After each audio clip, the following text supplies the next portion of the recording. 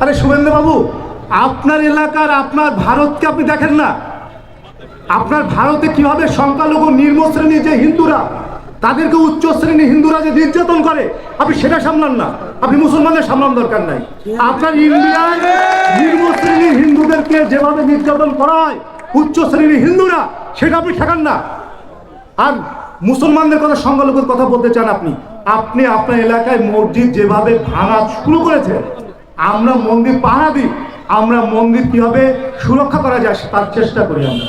আর আপনি এখানে বড় বড় কথা বলতে এসছেন, আওয়ামী লীগের এজেন্ট হয়ে আপনি কথা বলতে এসছেন এখানে। আওয়ামী লীগের আপনার কি একটা ব্যক্তির সাথে আপনারা সম্পর্ক করবেন না দেশের সাথে সম্পর্ক করবেন?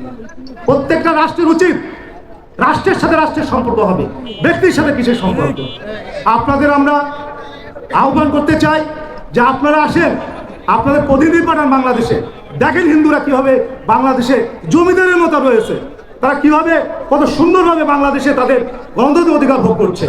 আজকে তাই বলতে চাই, আপনারা যারা আসছেন প্রত্যেকে সজাগ থাকবেন। এই আওয়ামী লীগের দুঃশাসন আজকে ইন্ডিয়ার ধারে গিয়ে পড়েছে। আজকে তারা আবার পুনরায় এই বাংলাদেশে গণতন্ত্র হত্যা করতে চায়, শেখ হাসিনাকে পুনঃপ্রতিষ্ঠিত করতে চায়।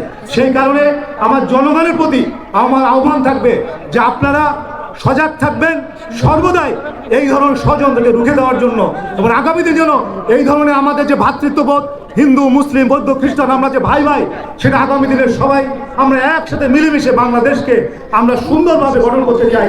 বাংলাদেশের চিত্র কিন্তু একই রকম, শার্শা থানার চিত্র যেমন বাংলাদেশের চিত্র কিন্তু একই রকম। কোথাও কোনো সংখ্যালঘুদের উপরে আমরা অত্যাচার বা নির্যাতন করার কোনো সুযোগ নেই।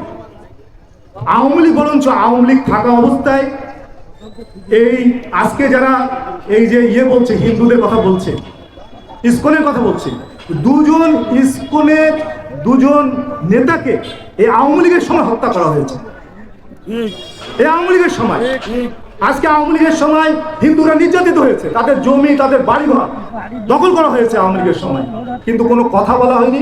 ইন্ডিয়ার পার্শ্ববর্তী দেশ ভারত, কখনো আমরা দেখলাম না একটা কথা বলতে যে এত নির্যাতিত হয়েছে হিন্দুরা, কোনোদিন কথা বলতে দেখলাম না আন্তর্জাতিকভাবে। কিন্তু আজকে ইন্ডিয়ায় পুজোর সময় আজকে মূর্তি যখন ডুবানো হচ্ছে, সেই ছবি দিয়ে আজকে ইন্টারন্যাশনাল ভাবে তাদেরকে অপপ্রচার করা হচ্ছে ইন্ডিয়ান মিডিয়া। আজকে বাংলাদেশের অপপ্রচার করা হচ্ছে মিডিয়া, ইন্ডিয়ান মিডিয়ারা বাংলাদেশকে হেয় প্রতিপন্ন করার জন্য।